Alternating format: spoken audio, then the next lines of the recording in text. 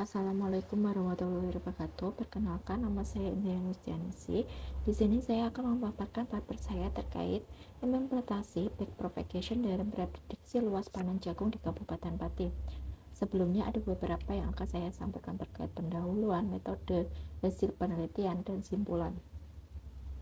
Di Indonesia, kebutuhan pangan dapat berupa beras, jagung, serta ubi kayu dan ubi jalar. Adapun sektor pertanian di Kabupaten Pati itu masih menjadi tulang punggung ekonomi, terutama untuk bahan tanam pangan dan buah-buahan. Tanam pangan di Kabupaten Pati meliputi padi, jagung, ubi kayu, ubi jalar, kacang tanah, kacang hijau, dan kedelai. Berdasarkan data di Badan Pusat Statistik di Kabupaten Pati pada tahun 2015, bahwa Kabupaten Pati memiliki luas wilayah 150.000 hektar yang terdiri dari 59 hektar lahan sawah, 54.000 hektar lahan bukan sawah, dan 36.000 hektar lahan bukan pertanian.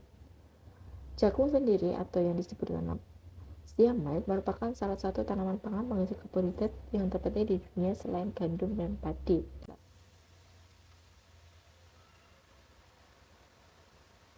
Adapun data yang diperoleh yaitu data luas panen jagung dari tahun 2019 sampai tahun 2021 dari Badan Pusat Statistik di Kabupaten Pati. Untuk pengolahannya menggunakan jaringan saraf tiruan metode back propagation, dan untuk pengolahannya menggunakan bantuan supplemented R2008A. Jaringan saraf tiruan itu sendiri merupakan sistem pemrosesan informasi dengan karakteristik menyerupai sistem kerja jaringan saraf biologis seperti kinerja otak.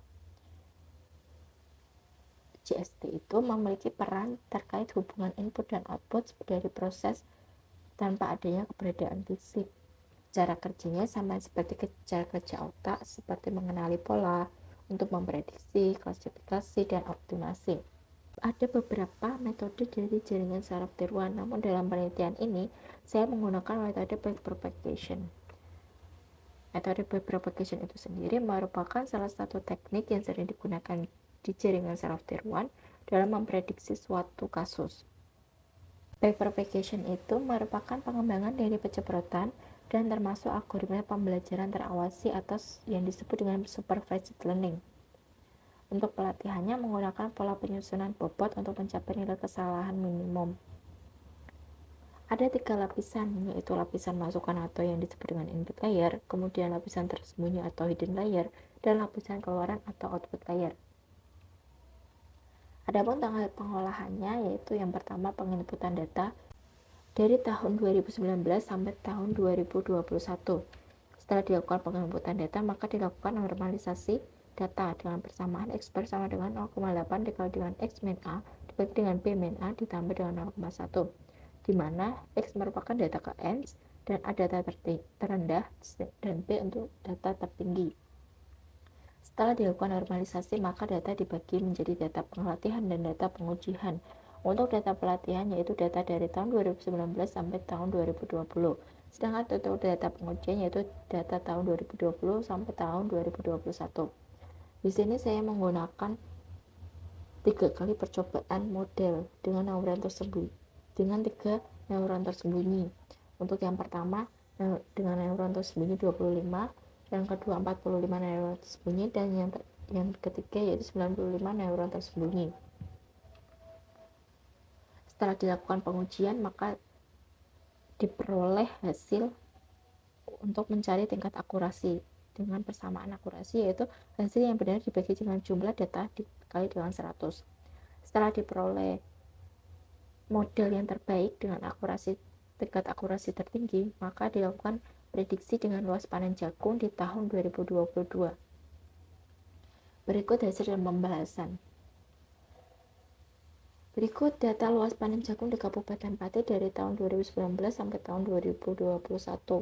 Pada tahun 2019, luas panen jagung di Kabupaten Pati mencapai 27.000 hektar. Sedangkan di tahun 2020 mencapai 28.000 hektar, dan di tahun 2021 luas panen jagung mencapai 27.000 hektar.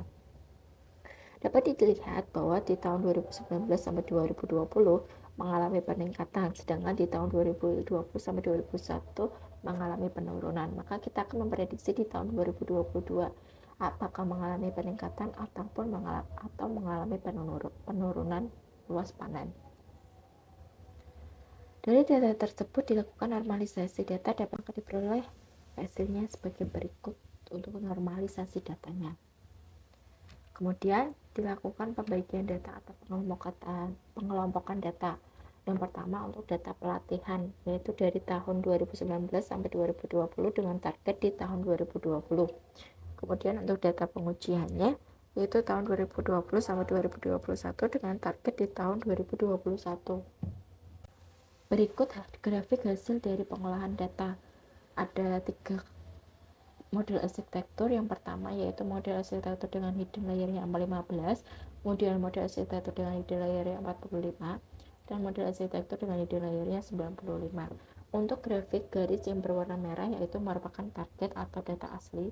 Kemudian untuk yang berwarna biru yaitu merupakan keluaran JST atau prediksi. Maka dapat dilihat ada beberapa dari ketiga model arsitektur, ada beberapa titik dari keluaran JST atau prediksi yang hampir mendekati target atau data sebenarnya. Kemudian setelah dilakukan pengolahan maka dihitung uji akurasinya. Untuk model arsitektur dengan hidden layer yang 15, data latih diperoleh exposure-nya itu 154 iterasi dengan waktu 1 detik dan MSE-nya itu 0,000993. Kemudian pada data uji MSE-nya yaitu 0,0066 dan maka diperoleh tingkat akurasinya 90,5%. Pada model arsitektur dengan hidden layer 45, pada data latih exposure itu diperoleh 118 iterasi dengan waktu 1 detik dan MS-nya yaitu 0,000914. Sedangkan pada data uji MS-nya yaitu 0,0053, maka diperoleh tingkat akurasinya yaitu 95,2%. Sedangkan pada arsitektur dengan hidden layernya 95, pada data latih MS-nya itu 114 iterasi dengan waktu 1 detik dan MS-nya yaitu 0,000934. Untuk data ujinya yaitu MS-nya yaitu 0,0051, maka diperoleh tingkat akurasinya yaitu 85,7%. Dari ketiga model arsitektur tersebut dapat dilihat bahwa tingkat akurasi yang tertinggi yaitu di model arsitektur dengan input layernya yaitu 21, hidden layernya 45 dan outputnya 1 dengan tingkat akurasi 95,2%.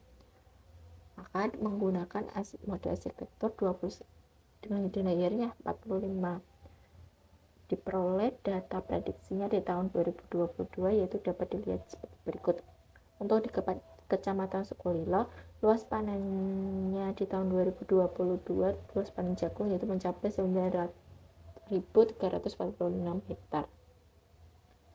Maka di tahun 2022 hasil prediksi jumlah luas panen jagung yaitu mencapai 30.600 hektar. Dari tahun sebelumnya yaitu mengalami peningkatan.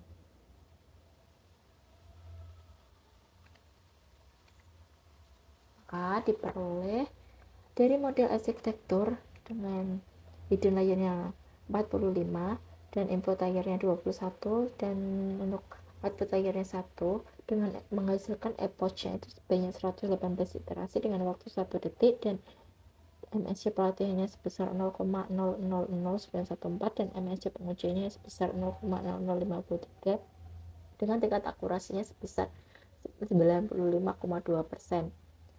Dari model arsitektur yang digunakan dengan hidden layer 45 itu diperoleh total prediksi di tahun 2022 dengan luas panen jagung di Kabupaten Pati itu sebesar 30.600 hektar.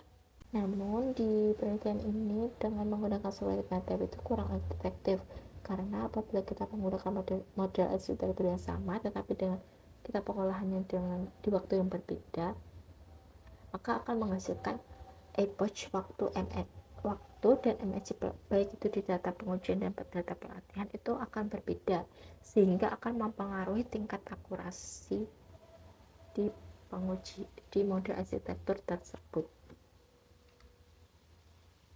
Sekian yang saya dapat sampaikan, kurang lebihnya saya mohon maaf. Wassalamualaikum warahmatullahi wabarakatuh.